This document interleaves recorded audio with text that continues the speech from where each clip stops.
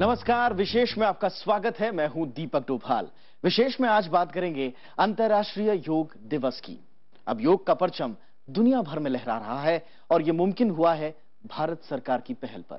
सरकार ने संयुक्त राष्ट्र में 21 जून को अंतर्राष्ट्रीय योग दिवस के रूप में मनाने का प्रस्ताव रखा था, जिसे 193 देशों का समर्थन हासिल हुआ और योग को दुनिया भर में मान्यता मिल गई है।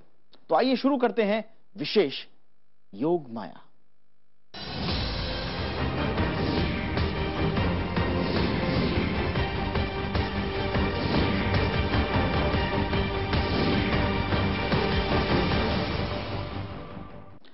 तो अंतर्राष्ट्रीय योग दिवस पर दिल्ली के राजपथ से भारत ने जो संदेश दिया, उससे पूरी दुनिया योग पथ पर चल पड़ी।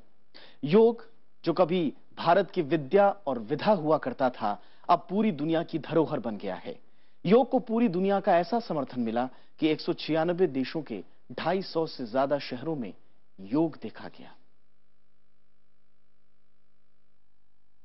भारत इस बात के लिए गर्व अनुभव करता है कि यूएनओ ने इस विषय को आगे बढ़ाया। दुनिया के 177 कंट्रीज ने उसको को स्पॉन्सर किया और भारत की अनमोल विरासत आज विश्व की अनमोल विरासत बनी है। संयुक्त राष्ट्र मुख्यालय में योग पर कार्यक्रम का आगाज प्रधानमंत्री नरेंद्र मोदी के इसी संदेश से हुआ। मोदी ने संदेश में योग को समर्थन देने के लिए सभी देशों का शुक्रिया अदा किया। इस मौके पर संयुक्त राष्ट्र मुख्यालय में महासचिव बान की मून ने योग किया।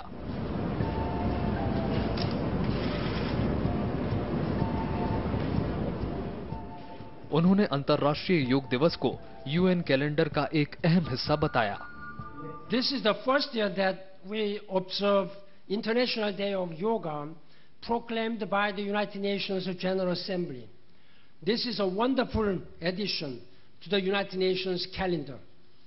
I commend His Excellency Prime Minister Narendra Modi and the Government of India for taking this initiative to spread the practice of yoga far and wide across the world. इस कार्यक्रम में विदेश मंत्री सुषमा स्वराज भी शामिल रहीं। उनके साथ आर्ट ऑफ लिविंग के संस्थापक श्री श्री रविशंकर ने भी योग किया। At a time when ethnic conflicts and extremist violence are threatening to destabilize societies, yoga can serve as a perfect antidote to stem such negative tendencies and move us on the path of harmony and peace. I am confident that yoga can also become a potent tool for the United Nations to promote the message of brotherhood and amity. New York में संयुक्त राष्ट्र मुख्यालय के अलावा बाहर भी लोगों में योग को लेकर खासा उत्साह दिखा। ऐतिहासिक टाइम स्क्वायर योग स्क्वायर में तब्दील हो गया और यहां हजारों लोगों ने एक साथ योग किया।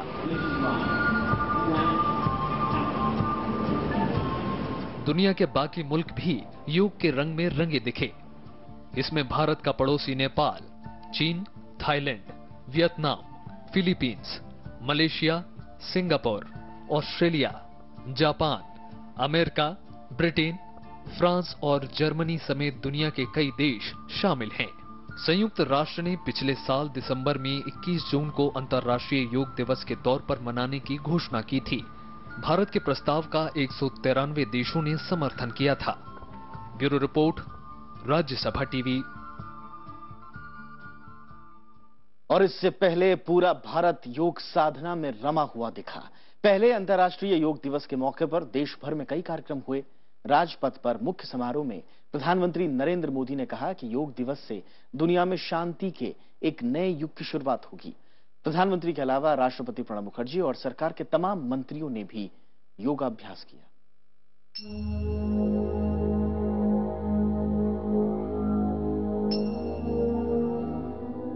कभी किसी ने सोचा होगा कि राजपथ भी योग पथ बन सकता है।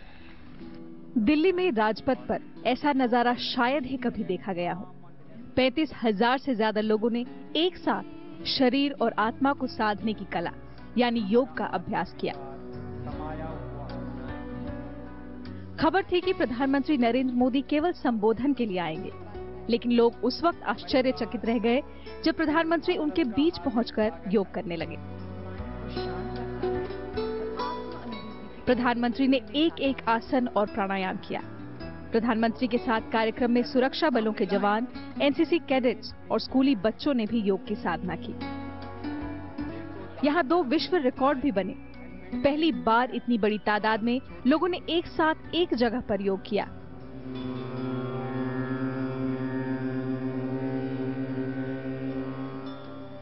वहीं कार्यक्रम में कई देश के लोगों ने भी हिस्सा लिया, जो अपने आप में एक अलग रिकॉर्ड है। अंतर्राष्ट्रीय योग दिवस से न सिर्फ एक दिवस मनाने का प्रारंभ हो रहा है, लेकिन शांति, सद्भावना, इस ऊंचाइयों को प्राप्त करने के लिए मानव मन को ट्रेनिंग करने के लिए एक नए युग का आरंभ हो रहा है। राजपथ से कुछ ही दूरी पर राष्ट्रपति भवन के प्रांगण में भी योग किया गया। राष्ट्रपति प्रणब मुखर्जी ने इस मौके पर न सिर्फ योग के फायदे बताए, बल्कि योग के जरिए शांति और खुशहाली की उम्मीद भी जताई।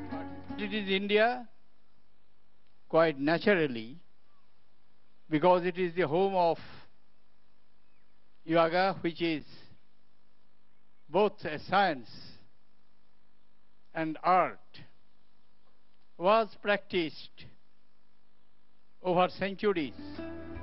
केंद्र सरकार के कई मंत्री देश के दूसरे हिस्सों में लोगों के बीच पहुंचे और योग का गुण बताया।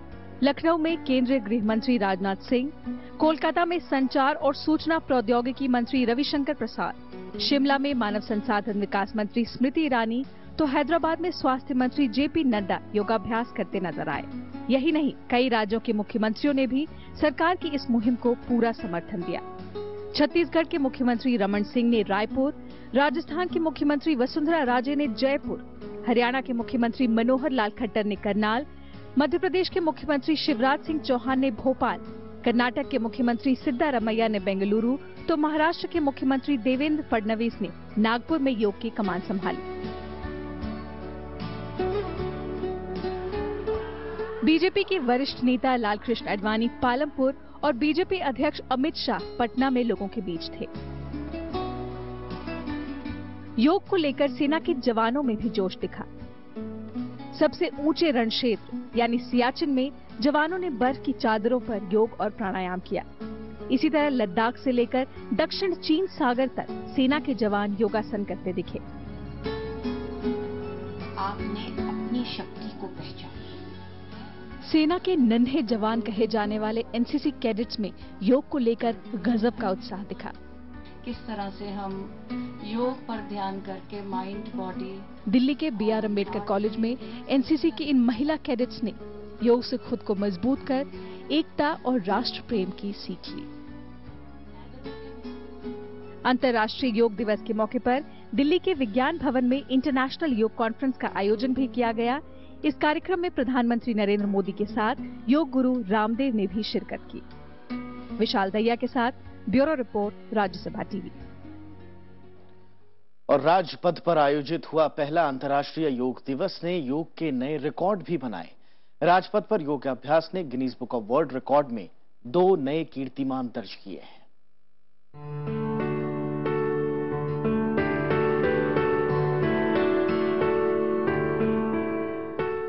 राजपथ पर प्रधानमंत्री नरेंद्र मोदी की अगुवाई में रविवार को आयोजित योग कार्यक्रम न सिर्फ इतिहास के पन्नों में दर्ज हो गया है, बल्कि इसने इतिहास भी रचा। बच्चों से लेकर बूढ़ों तक, सभी उम्र के लोगों और ब्राजील से लेकर ब्रिटेन तक देशों के नागरिकों ने राजपथ पर ऐसे योगासन किए कि पुराने सारे रिकॉर्ड ध्वस्त हो गए। Officially declared that the Ministry of Ayush has been awarded with 2 Guinness World Records titles. So congratulations! रविवार को राजपथ पर 35,000 से ज्यादा लोगों ने एक साथ कुल 21 योगासन किए। योग प्रेमियों का ये जमावड़ा 2 अंतर्राष्ट्रीय कीर्तिमान स्थापित करने में कामयाब रहा। Guinness book of world record में पहला कीर्तिमान योग करने वालों की संख्या का दर्ज हुआ। राजपथ पर एक साथ 35,985 लोगों ने योग किया। इससे पहले का विश्व रिकॉर्ड 19 नवंबर 2005 का था, जब ग्वालियर में 29,973 लोगों ने एक साथ योगाभ्यास किया था। दूसरा रिकॉर्ड एक साथ कई देशों की भागीदारी का बना। एक साथ 84 देशों के नागरिकों ने योगाभ्यास में हिस्सा लिया, जो नया कीर्तिमान है। First record we were called upon verifying was the largest yoga lesson, and the second was the most nationalities in a yoga lesson. Guinness world records की कीर्तिमान सत्यापन मामलों के विभाग के मुताबिक अर्नेस्ट एंड यंग ने पूरे कार्यक्रम में शामिल लोगों की संख्या की जांच की। ये पहली दफा है जब रिकॉर्ड्स बुक्स में जगह। और फिलहाल वक्त एक छोटे से ब्रेक का, लेकिन ब्रेक के बाद अंतर्राष्ट्रीय योग दिवस मनाने में भारत की भूमिका और अब तक के प्रयासों की बात करेंगे।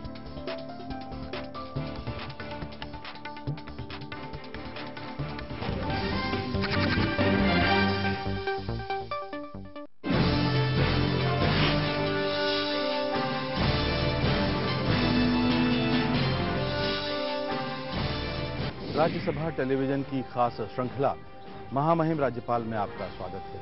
और आज हम पहुंचे हैं उस राज्य में जिसने हिंदुस्तान की आजादी के आंदोलन में महत्वपूर्ण भूमिका निभाई। जी हां, हम बात कर रहे हैं बंगाल की।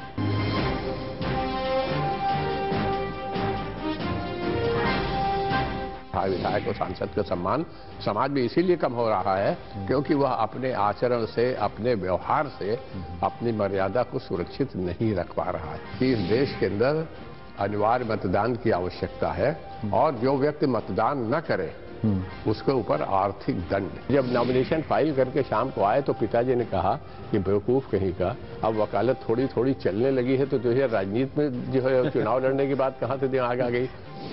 महामहिम राज्यपाल में इस बार पश्चिम बंगाल के राज्यपाल केसरीनाथ त्रिपाठी से मुलाकात, सिर्फ राज्यसभा टीवी पर।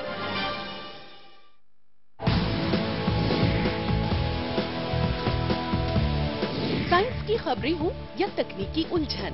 नमस्कार, विज्ञान और तकनीकी से जुड़ी खबरों के साप्ताहिक कार्यक्रम ज्ञान विज्ञान में आपका स्वागत है। विज्ञान की फिल्में हो या फिर अन्वेषण।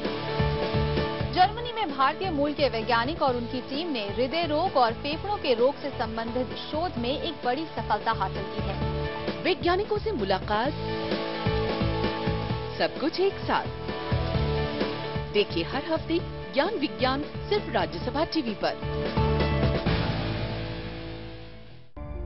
राज्यसभा टीवी की कोशिश, बात इंसानियत की, जो आज भी वेश्यावृत्ति के चंगुल से नहीं निकल पा रहे। घंटों की मेहनत और मुआवजे के नाम पर चंद रुपए। कहानी जंगल के रखवालों की। सोलिका वैसे तो कई देवी देवताओं को पूजते हैं, लेकिन इनके मुख्य कुल देवता महादेश्वर हैं। सफर लहरों के सौदागरों के साथ। अब मछली पकड़ना घाटे का सौदा बनता जा रहा है। देखिए स्पेशल रिपोर्ट सिर्फ राज्यसभा टीवी पर।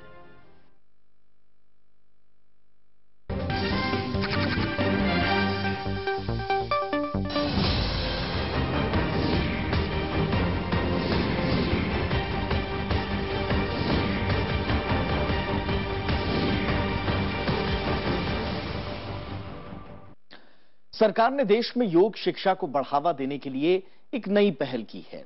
इसके तहत केंद्र सरकार के अंतर्गत आने वाले स्कूलों में 6ठी से लेकर 10वीं कक्षा तक योग की पढ़ाई को अनिवार्य बना दिया गया है। केंद्रीय मानव संसाधन विकास मंत्री स्मृति ईरानी ने स्कूली बच्चों के लिए योग पाठ्यक्रम जारी किया।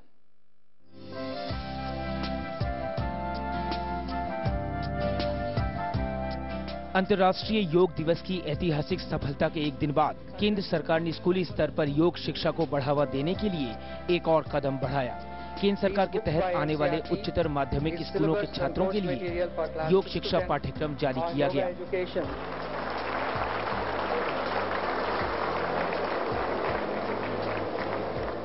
एनसीईआरटी ने 6वीं से 10वीं तक के स्कूली बच्चों के लिए ये सिलेबस तैयार किया है। इसके तहत योग शिक्षा के जरिए बच्चों के सर्वांगीण विकास पर जोर दिया जाएगा। पाठ्यक्रम में अंकों के निर्धारण में भी प्रायोगिक शिक्षा पर जोर होगा। साथ ही देश में योग शिक्षकों की नई पीढ़ी तैयार करने के लिए national council for teachers education यानी एनसीटीई ने बीएड और एमएड स्तर पर नए कोर्स शुरू करने का ऐलान किया है। भी आपको सिखाया जाए, अगर उसमें मार्किंग होगी तो 80% प्रैक्टिकल के लिए होगी, मात्र 20% ही थियोरी के लिए होगी। एनसीईआरटी और एनसीटीई के पाठ्यक्रमों को शुरू करने का अधिकार राज्य सरकारों की इच्छा पर निर्भर करेगा, यानी वो चाहें तो इसे स्कूली शिक्षा कार्यक्रम में शामिल कर सकते हैं। सभी राज्यों का अधिकार बनेगा कि वो शिक्षा के आधार पर योग को कैसे अपने सिलेबस में जोड़ेंगे। यह अधिकार राज्य की सरकारों का होगा। भारत सरकार का दायित्व इतना था कि टीचर ट्रेनिंग मॉड्यूल्स हम बनाएं, सिलेबस का एक ढांचा हम बनाएं, जो हमने बनाया है। योग विशेषज्ञों और शिक्षकों ने सरकार के इस कदम की सराहना की। योग करने से बच्चों में एकाग्रता आती है, उनका ध्यान लगता है, पढ़ाई में ध्यान लगता है। जो बच्चे ज्यादा चंचल होते हैं वो योग करने से उनके अंदर एक एकाग्रता आती है। हर टीचर को योग का ज्ञान होना चाहिए ताकि वो अपनी क्लासों में एक क्लास मैनेजमेंट में और बच्चों को शांत रखने में और बच्चों की कंसंट्रेशन बढ़ाने में योग का प्रयोग कर सके। जानकार योग को पाठ्यक्रम में शामिल करने के फैसले को बेहतर मानते हैं। प्रणव गोस्वामी के साथ अमिताभ अरुण दुबे, राज्यसभा टीवी। और योग का जन्म जो कि भारत में हुआ, इसी वजह से भारत ने योग को अंतर्राष्ट्रीय मान्यता दिलाने और योग दिवस मनाने के लिए विशेष पहल की। पिछले साल सितंबर में प्रधानमंत्री नरेंद्र मोदी ने संयुक्त राष्ट्र महासभा में अंतर्राष्ट्रीय योग दिवस मनाने का प्रस्ताव रखा। इस प्रस्ताव का दुनिया के देशों ने भरपूर समर्थन किया।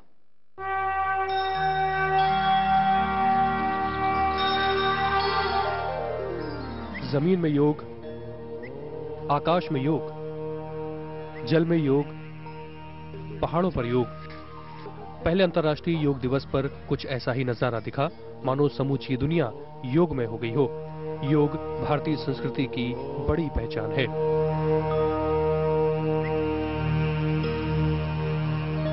दुनिया के कई देशों में योग पहुंचाने में देश के आध्यात्मिक और योग गुरुओं ने अहम भूमिका निभाई। लिहाजा दुनिया भर की नजर में भारत की छवि हमेशा से योग गुरु के रूप में रही है। आजादी के आंदोलन के दौरान महर्षि अरविंद, स्वामी विवेकानंद ने पीड़ा से जूझते संसार को आध्यात्म और योग के मंत्र के साथ विश्व शांति का संदेश दिया। आजादी के बाद भारत के पहले प्रधानमंत्री पंडित जवाहरलाल नेहरू से लेकर भारत के सभी प्रधानमंत्रियों ने योग को बढ़ावा देने के लिए व्यापक नीतियों और कार्यक्रमों पर जोर दिया। लेकिन सबसे बड़ी सफलता मौजूदा सरकार को मिली। अंतर्राष्ट्रीय योग दिवस मनाने के लिए 27 सितंबर 2014 को प्रधानमंत्री नरेंद्र मोदी ने संयुक्त राष्ट्र के मंच से पहल की। संयुक्त राष्ट्र महासभा में उन्होंने अंतर्राष्ट्रीय योग दिवस मनाने का प्रस्ताव रखा। योग केवल व्यायाम भर न होकर अपने आप से तथा विश्व व प्रकृति के साथ तादात्म्य को प्राप्त करने का माध्यम है। यह हमारी जीवन शैली में परिवर्तन लाकर तथा हम में जागरूकता उत्पन्न करके जलवायु परिवर्तन से लड़ने में सहायक हो सकता है। आइए हम एक अंतर्राष्ट्रीय योग दिवस को आरंभ करने की दिशा में कार्य करें। इसके बाद 11 दिसंबर 2014 को संयुक्त राष्ट्र में 193 देशों ने अंतर्राष्ट्रीय योग दिवस के प्रस्ताव को मंजूरी दी। 193 देशों की मंजूरी पूरी दुनिया में योग की बढ़ती लोकप्रियता को दिखाती है। संयुक्त राष्ट्र में 90 दिनों के भीतर पूर्ण बहुमत से प्रस्ताव पारित हुआ, जो ऐतिहासिक है। संयुक्त राष्ट्र में किसी भी अंतर्राष्ट्रीय दिवस को मान्यता देने के लिए ये सबसे कम समय है। अंतर्राष्ट्रीय दिवस के लिए 21 जून का चयन इस वजह से किया गया क्योंकि 21 जून को सबसे बड़ा दिन होता है। भारतीय मान्यताओं के मुताबिक ये ग्रीष्म संक्रांति का दिन है। दुनिया में कोई इंसान ऐसा नहीं होगा जो ये न चाहता हो कि वो जीवन को जी भर जीना चाहता है। हर कोई जीवन को जी भर करके जीना चाहता है। और मैं विश्वास से कहता हूं कि योगा ये जीवन को जी भर करके जीने की जड़ी बूटी है। अंतर्राष्ट्रीय योग दिवस में दुनिया के 177 देश बतौर सह प्रायोजक शामिल हुए। दुनिया भर के तमाम देशों की भागीदारी से यह साफ है कि भविष्य में योग वैश्विक समरसता, शांति और सौहार्द का अहम जरिया बन सकता है। अमिताभ अरुण दुबे, राज्यसभा टीवी। और योग परंपरा और शास्त्रों का काफी पुराना इतिहास रहा है। आदिकाल से ही भारत में योग का आरंभ माना जाता है। भगवान शिव योग विद्या के पहले आदि गुरु माने जाते हैं और इसके बाद वैदिक ऋषि और मुनियों ने योग को आगे बढ़ाने का काम किया। योगियों और तपस्वियों के निशान जंगलों, पहाड़ों, गुफाओं में आज भी देखने को मिल जाते हैं।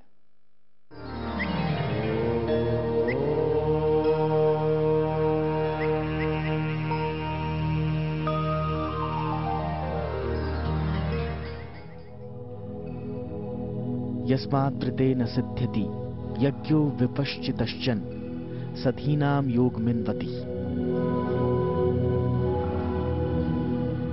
यानी योग के बिना विद्वान का भी कोई यज्ञ कर्म सिद्ध नहीं होता। वह योग क्या है? योग चित्त वृत्तियों का निरोध है। वो कर्तव्य कर्म में व्याप्त है। योग विद्या हजारों वर्ष पुरानी है। श्रुति परंपरा के मुताबिक भगवान शिव ने हजारों वर्ष पहले हिमालय में कांति सरोवर झील के किनारे सप्त ऋषियों को योग का ज्ञान दिया। इन ऋषियों ने योग विद्या का प्रचार प्रसार किया। 3000 ईसा पूर्व में सिंधु घाटी सभ्यता की मोहरों और मूर्तियों में योगाभ्यास का प्रामाणिक चित्रण मिलता है। वैदिक काल में यज्ञ और योग काफी महत्वपूर्ण थे। इसके लिए 4 आश्रमों की व्यवस्था बनाई गई। ब्रह्मचर्य आश्रम में वेदों की शिक्षा के साथ ही शस्त्र और योग की शिक्षा भी दी जाती थी।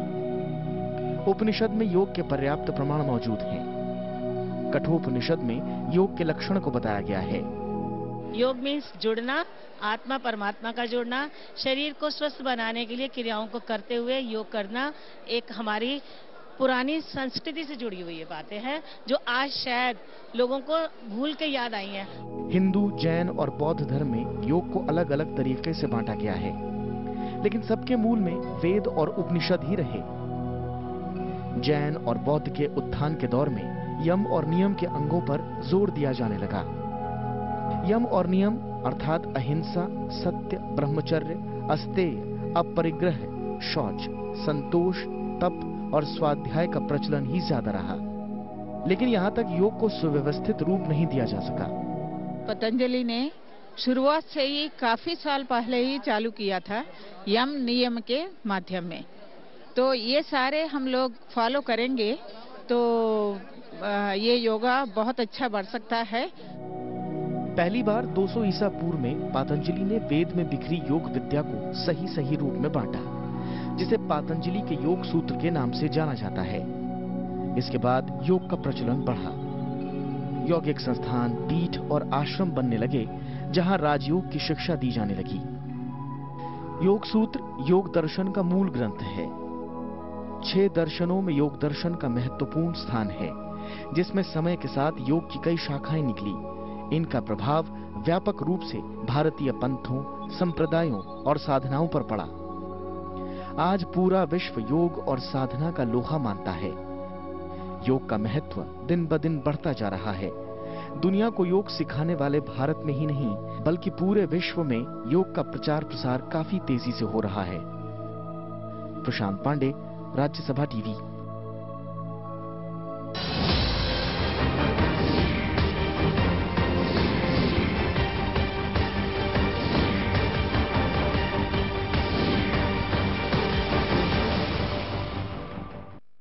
देश विदेश के मुद्दों पर राज्यसभा टीवी की विशेष पेशकश जारी रहेगी। हम आगे भी आपको दिखाते रहेंगे तमाम मुद्दों पर विशेष। फिलहाल आज के अंक में इतना ही। नमस्कार।